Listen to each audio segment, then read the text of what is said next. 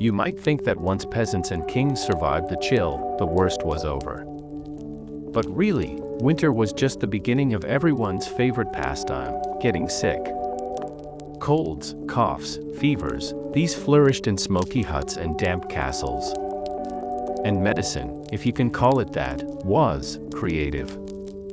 Doctors swore by balancing the four humors. Too much phlegm. Clearly the cold, what humor was overwhelming you? The solution, bleeding. Or maybe hot mustard plasters. Or a purgative that left you wishing the illness had just taken you instead.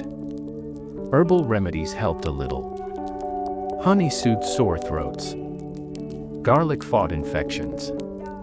Mint settled stomachs. Some believed roasted all cured coughs. Not a recipe I'd recommend trying in your kitchen. Peasants trusted cunning folk more than university-trained physicians. Wise women with herbs and whispered charms. Sometimes the cure worked.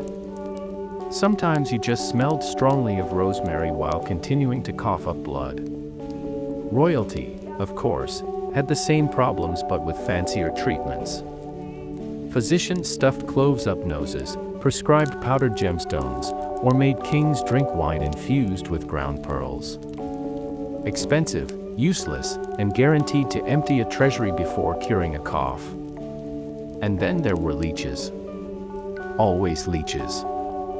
If in doubt, just slap some wriggling bloodsuckers on. Because nothing says cutting-edge medicine like draining half your blood when you already feel faint. Let's float over to the nobility. Being royal didn't protect you from illness. In fact, luxury often made it worse. Take gout, the disease of kings, caused by rich diets of meat and wine. It left swollen joints so painful that monarchs couldn't walk. Some ruled entire kingdoms from bed, toes wrapped in fur, trying to look dignified while wincing at the sight of roasted venison. Henry VIII was the poster child. Obese, gout-ridden, possibly diabetic, ulcerated legs that smelled so bad courtiers fainted. And still, everyone had to bow and call him Majesty. Teeth were another royal downfall.